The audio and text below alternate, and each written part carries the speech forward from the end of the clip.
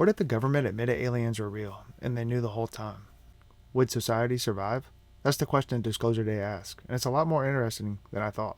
What's going on, everyone? Today we're going to break down Disclosure Day, about what worked, what didn't, and explaining the ending.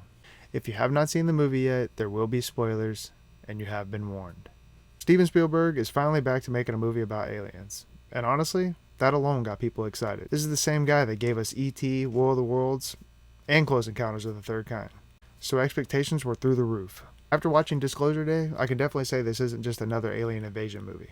It's a conspiracy thriller, a science fiction mystery, and somehow a very human story at the same time. It doesn't always stick the landing, but there's a lot here to still talk about. So today, let's break down Disclosure Day.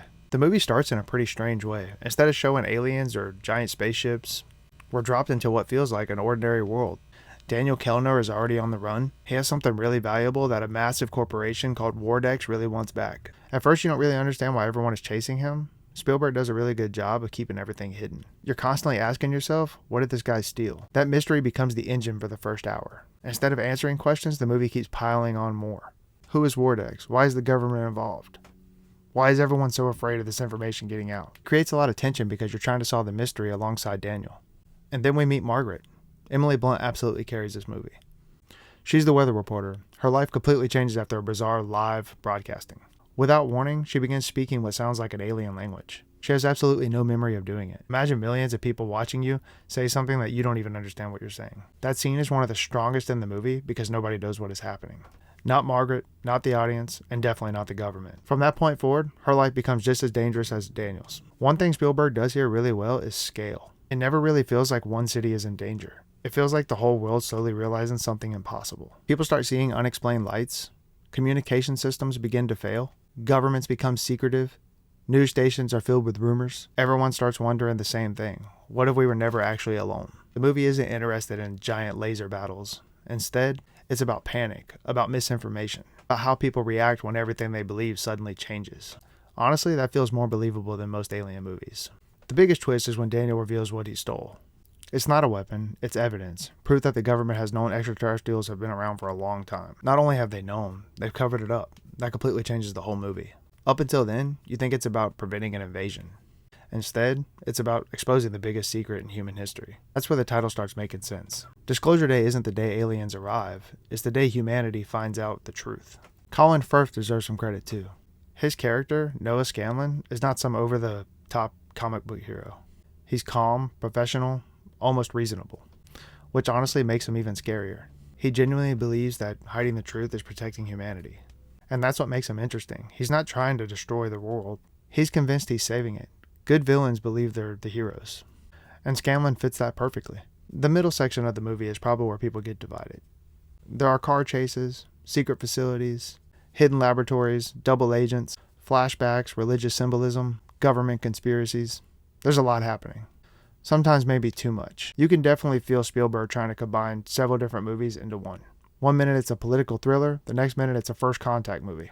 Then suddenly it's an emotional drama. It mostly works, but then there are moments where the pacing gets messy. Some storylines disappear for long stretches before suddenly coming back and being important. That's probably my biggest criticism, is sometimes the movie feels overstuffed. Visually though, the movie is incredible. Spielberg still knows how to build suspense. He doesn't rush to show aliens. He lets your imagination do most of the work. Shadows, strange sounds, objects moving without explanation. You spend almost 2 hours wondering what these beings actually look like. When they finally appear, it's surprisingly restrained. They're not giant monsters, they're quiet, almost fragile, which honestly makes them feel more believable. Spielberg understands something a lot of modern blockbuster films forget.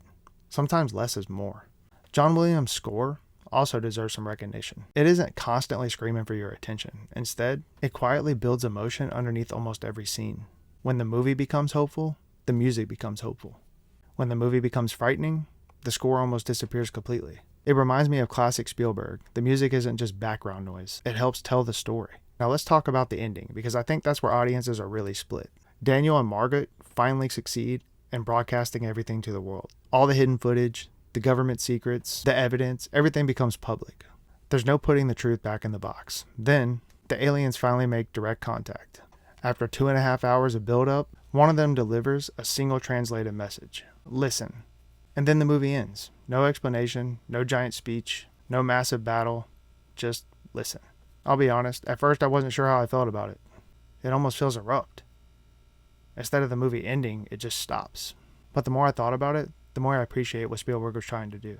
The movie isn't really about aliens, it's about us. Throughout the entire film, humans lie, cover things up, fight each other, hide information, ignore warnings.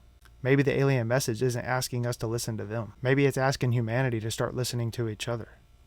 That's actually a pretty powerful ending, even if it leaves a lot of other questions unanswered. Overall, I think Disclosure Day was a good movie, not a perfect one. The pacing gets messy, some subplots probably could have been cut, and I understand why some people think it's trying to juggle too many ideas at once. But when Spielberg focuses on wonder, fear, and the emotional side of First Contact, nobody really does it better. Emily Blunt gives one of the best performances of the year. The visuals are fantastic, the mystery keeps you engaged, and even if the ending didn't answer every question, it gives you something to think about long after the credits roll.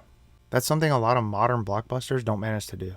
So while I don't think that Disclosure Day reaches the same heights as, Close Encounters of the Third Kind or E.T., I do think it's Spielberg's strongest original sci-fi film in years. And if you enjoy slow-burning mystery mixed with conspiracy thriller and classic Spielberg emotion, this one's definitely for you to watch. What did you think of Disclosure Day? Did the end work for you? Or were you hoping for something bigger? Let me know in the comments. And if you enjoyed this breakdown, don't forget to like the video and subscribe for more reviews. I'll see you in the next one.